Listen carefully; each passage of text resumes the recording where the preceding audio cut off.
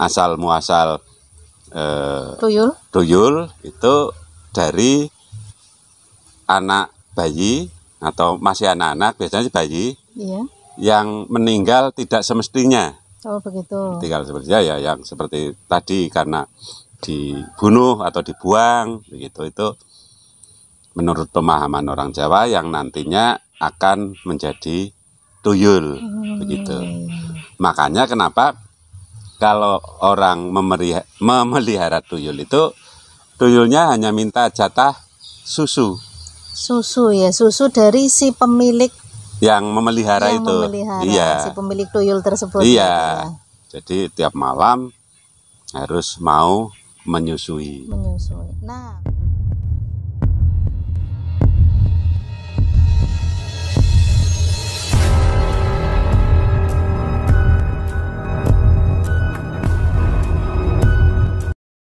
Begini Ki. Iya. Ini terkait dengan maraknya berita yang akhir-akhir ini memadati media, baik media sosial ataupun media yang lainnya. Berita tentang penemuan bayi, baik yang masih hidup ataupun yang sudah meninggal. Ada di beberapa tempat, bahkan ada yang di Bandung, di Jakarta, di Kebumen, di Desa Trikarso, Kecamatan Seruang, Kabupaten Kebumen baru-baru ini, dan masih banyak di tempat-tempat yang lain. Mestinya karena memang dibuang, berarti kelahirannya tidak diinginkan. Begitu ya Ki. Mungkin karena hasil dari hubungan terlarang, hubungan gelap, iya, sehingga tidak diinginkan bayi tersebut lahir. Dan akhirnya mungkin karena orang tuanya takut ketahuan, malu dan lain sebagainya, akhirnya si bayi ini dibuang. Padahal sebetulnya menurut kami tidak harus dengan cara membuang bayi tersebut.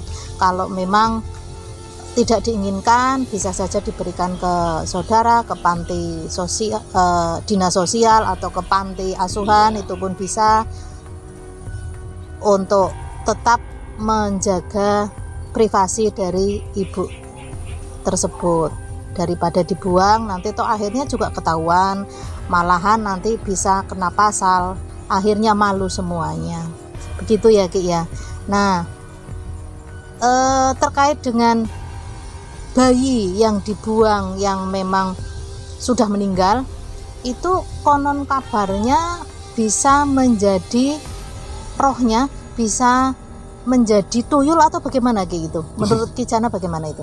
Iya. Ini kembali ke depan ya Bapak. Iya. Untuk pembuangan bayi, baik itu yang masih hidup maupun yang meninggal, sebenarnya tidak perlu terjadi. Iya betul. Iya, karena masih ada jalan, entah itu nanti diasuh oleh orang lain, kan banyak juga sebenarnya yang membutuhkan. Iya betul. Iya. Terus ya selama ini kan banyak yang konsultasi, ada yang kesulitan punya anak. Iya. Nah, yang sudah bisa punya anak malah dibuangkan tidak tepat. Iya. Jadi ya kebanyakan memang hampir semua bayi yang dibuang itu karena tidak diinginkan oleh orang tuanya. Entah itu dari hubungan gelap atau yang tidak disengaja, misalnya seperti yang saya baca di Jakarta itu kan karena ada hubungan sedarah, jadi antara kakak dan adiknya, karena satu rumah sering berdua dan ya pengaruh yang lain, terjadi hubungan incest terjadi hubungan intim. Kalau satu darah satu keluarga itu namanya incest. Nah itu kan tidak diinginkan. Mungkin bingung, terus mau digugurkan juga bingung, dan sebenarnya akhirnya dalam kebingungan itu yang muncul hanya bagaimana melenyapkan si janin itu dari situ.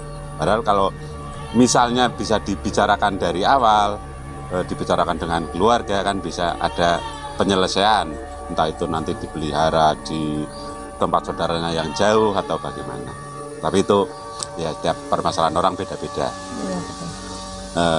Lalu yang tadi ditanyakan katanya jadi tuyul, yang pemahaman tentang jadi tuyul itu pemahaman dari sisi mistis, Oh, itu begitu.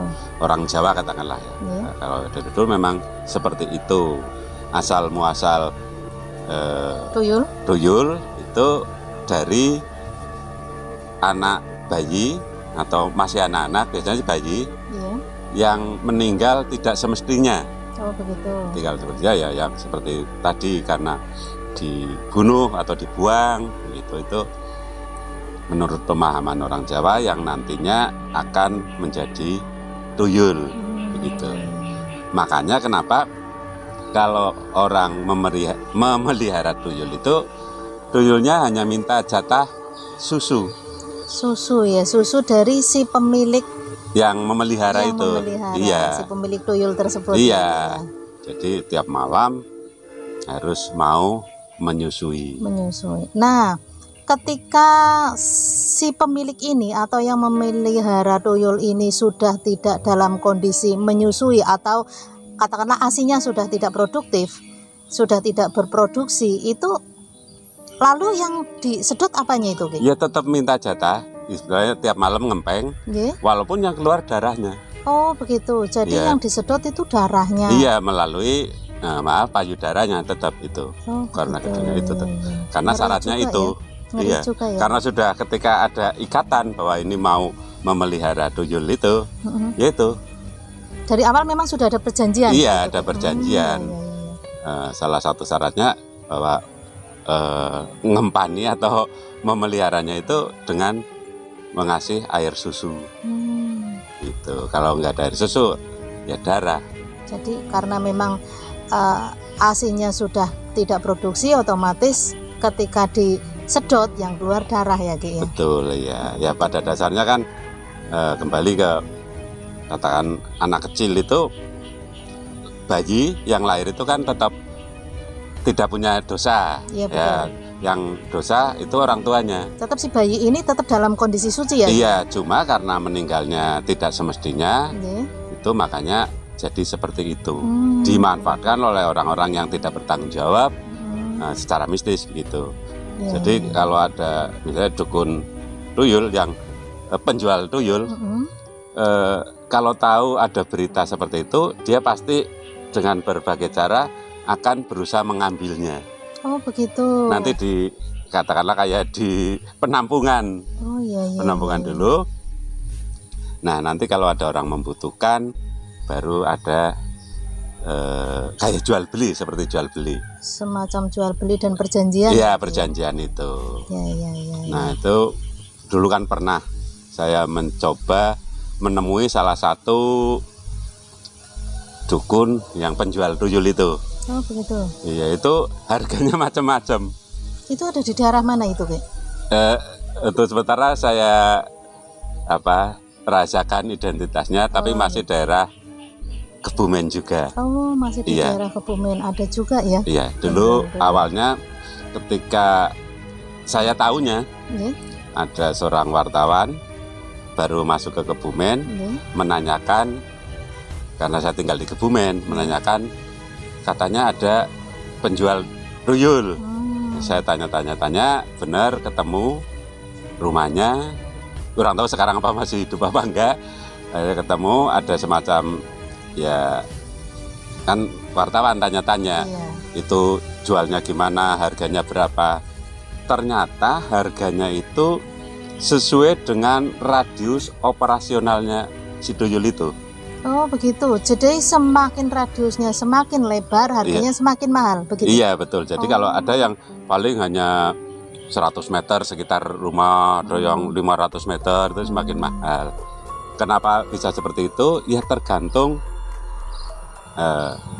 dia meninggalnya seperti apa.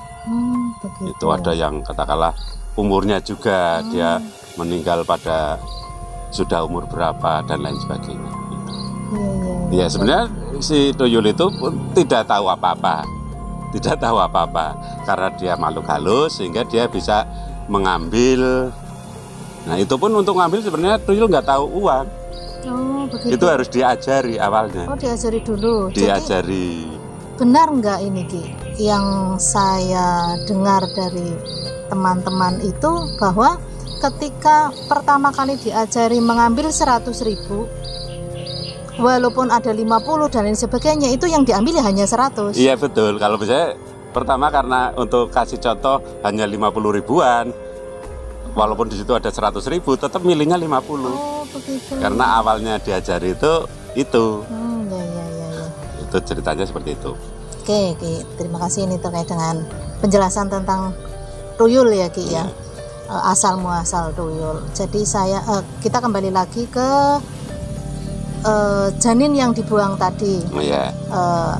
Hubungan yang terlarang dan akhirnya menghasilkan janin yang tidak diinginkan atau bayi yang tidak diinginkan. Ini saya teringat kemarin sudah beberapa waktu itu ada tamu datang ke padepokan kami, pasien itu dalam kondisi hamil besar. Itu juga hamilnya tidak dikehendaki karena hasil hubungan terlarang dan bukan pasangan resmi. Karena memang tanpa diketahui kedua orang tua masing-masing itu mereka berhubungan.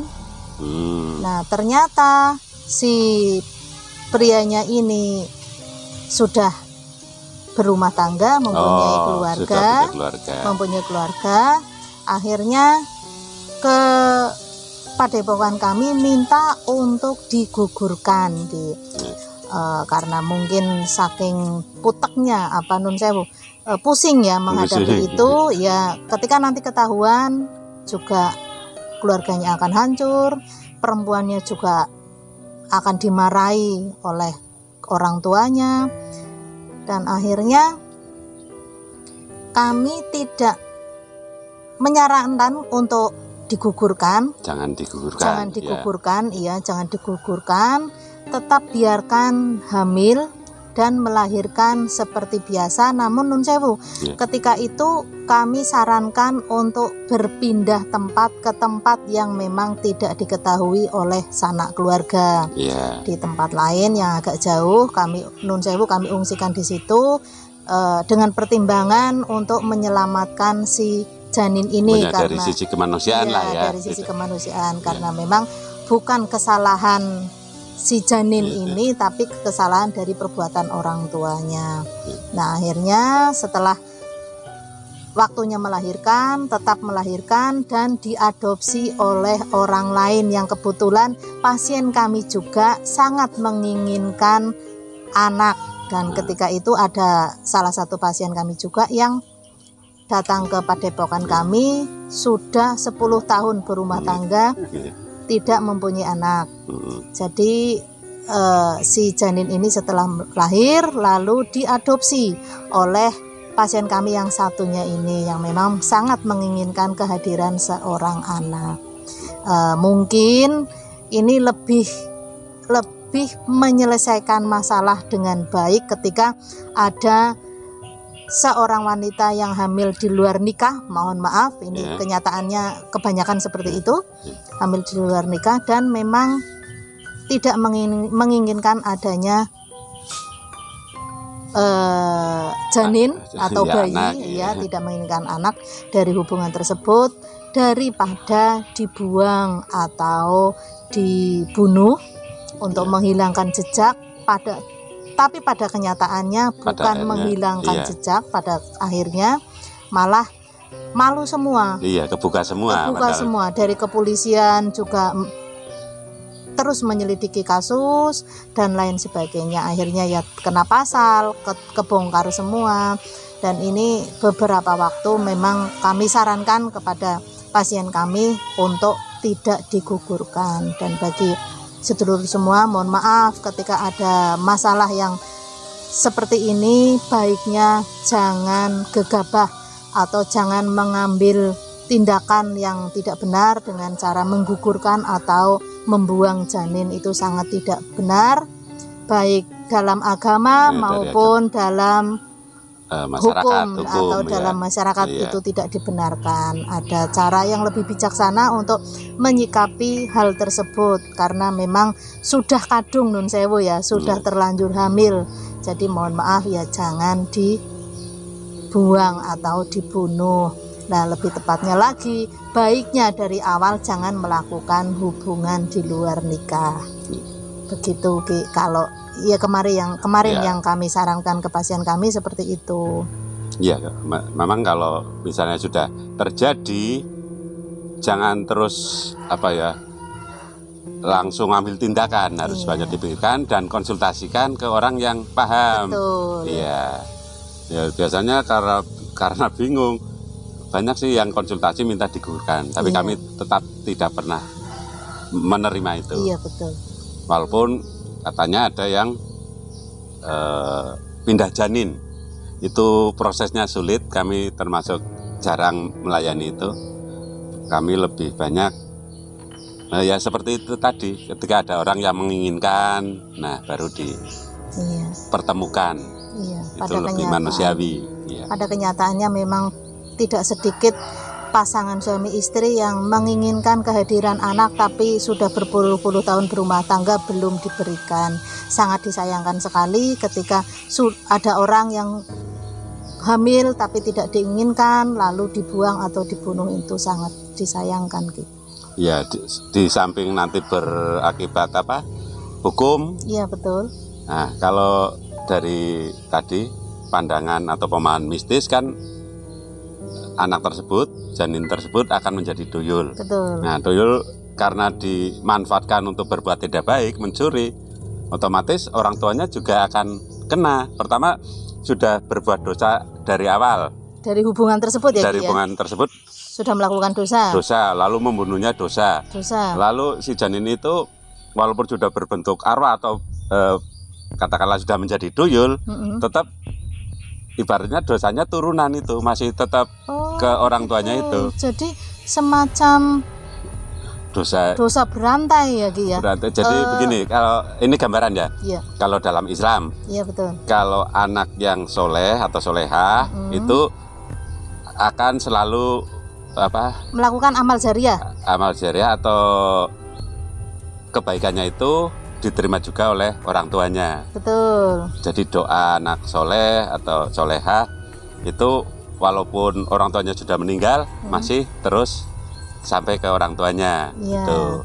Ini sebaliknya, kalau itu anaknya selalu berbuat dosa, tetap orang tuanya kena. Itu dari pemahaman mistis, bukan secara agama, tapi ya masuk akal juga gitu. Begitu ya. Jadi ketika si tuyul ini katakanlah masih terus bekerja, dimanfaatkan orang untuk mencuri. Iya, katakanlah jelmaan dari roh yang janin dibuang tersebut, yang meninggal tersebut menjadi tuyul, dan si tuyul ini selalu melakukan pencurian, melakukan dosa. Selama si tuyul ini masih melakukan dosa tersebut, otomatis orang tuanya si ibu, masih kebagian. Si ibu yang melahirkan, yang tidak menginginkan adanya janin tersebut, masih kebagian dosanya ya Ki. Iya. Astagfirullahaladzim. Jadi dosanya sangat disayangkan. Orang tuanya itu dua-duanya, ibu dan katakanlah bapaknya atau yang membuat sang ibu hamil itu kena juga. Lalu ibunya jelas. Lalu orang yang memelihara itu kan sama saja menganjurkan. Ya, yang memelihara tuyul tersebut ya. Iya, itu juga kena. Termasuk yang menjual. Wah, sistem jaringan ini ya. Iya. Jadi walaupun itu sistem jaringan dosa berarti. Iya, walaupun tidak, untuk dicari buktinya sulit. Iya. Kemarin waktu kami pengen bukti seperti apa tuyul, ya sulit membuktikannya. Begitu. Iya. Saya sangat paham. Terima kasih untuk penjelasannya. Jadi intinya tuyul itu, awal muasal tuyul itu dari roh janin yang tidak diinginkan. Iya, yang meninggal karena tidak semestinya. Meninggal yang tidak semestinya. Iya, misalnya dibunuh atau dibuang. Iya, baik.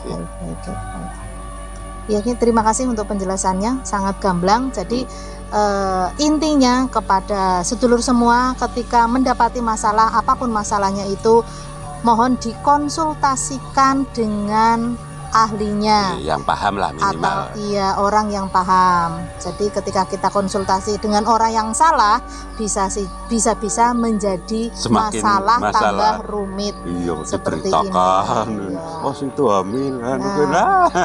Mungkin seperti itu. Wah, saya hamil. Wah, sudah dibunuh saja, di ini saja untuk menghilangkan jejak. Nah, pada akhirnya malah semuanya terlibat dalam kasus, malah jadi kasus ya. Iya, misalnya menganjurkan aja, digugurkan ke itu. Nah, itu kena juga. Yang menganjurkan iya, kena ya kena. Gitu. Oke. Terima kasih untuk penjelasannya. Semoga saja ini dapat dimengerti dan dapat bermanfaat bagi sedulur semuanya untuk tidak gegabah dalam mengambil keputusan.